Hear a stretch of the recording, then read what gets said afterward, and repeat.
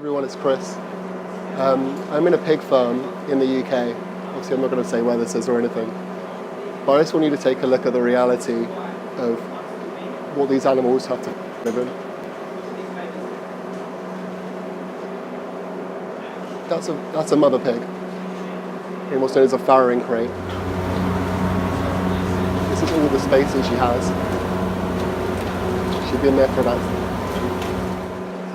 months, weaning her piglets. That's her life. Is this really been worth it? Just so we can have bacon and sausages, really? That's a mother. And this is what we're doing to her.